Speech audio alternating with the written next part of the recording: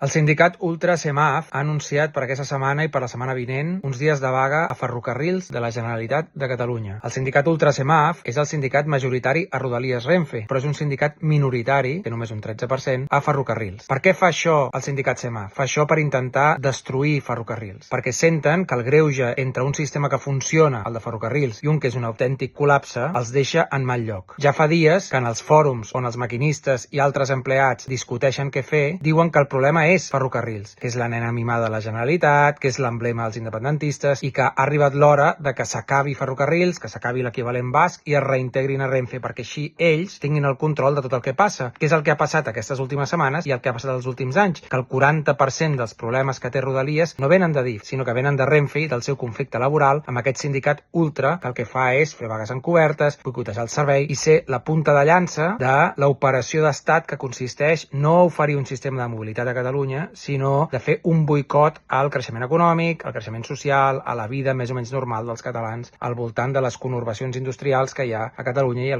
les que dona servei Rodalies. Però han comès un error fent això, perquè per poder fer fora Renfe de Catalunya, ells se n'han adonat que hi ha un desplaçament de l'opinió política cap a poder fer fora Renfe de Catalunya, hi ha un desplaçament de l'opinió pública, hi ha un desplaçament de la gent cap a fer fora Renfe de Catalunya, que estem assumint que no hi havia cap problema en fer fora Renfe des del 2010 que tenim la titularitat del servei. I aleshores, per intentar solucionar aquest canvi d'opinió, han anat a degradar ferrocarrils perquè no es pugui dir que el problema és Renfe. Però insisteixo, han comès un error i un error greu, perquè un dels problemes de fer fora Renfe a Catalunya és el conflicte. Per fer fora Renfe de Catalunya ho hauran de liderar polítics que vulguin encarar-se amb els homes de negre de l'Estat, que vulguin encarar-se amb una opinió pública que culparà els catalans, com sempre, del mal funcionament de Rodalies, i haurà d'encarar un problema laboral, un conflicte laboral, sobretot amb els sindicalistes de Semaf. De fet, quan ja es va plantejar el traspàs de Rodalies a la Generalitat, el principal obstacle va ser justament Semaf i els seus maquinistes. Però és clar, si ja estan fent vagues encobertes, si ja estan col·lapsant el sistema i si han anat a la guerra per intentar destruir ferrocarrils, aleshores aquest conflicte ja el tens. Ja el pots descomptar dels costos de fer fora Renfe a Catalunya perquè els tens igualment. I això és una lliçó pels nostres polítics. Quan intentes evitar el conflicte no desescala, sinó que dones via lliure als agents de l'Estat per avançar la seva agenda, per fer-la progressar contra els teus interessos. Semaf ha vist que els polítics catalans són aversos al conflicte i per tant puja l'aposta per intentar destruir ferrocarrils i quedar-se amb el control de totes les rodalies i imposar la seva agenda. Per tant, hem d'anar al conflicte amb ells, hem d'aguantar aquesta vaga i hem d'anar a denunciar-los i hem de fer fora Renfe de Catalunya. Com? Amb una iniciativa legislativa popular, que serà l'única manera de forçar els nostres polítics a encarar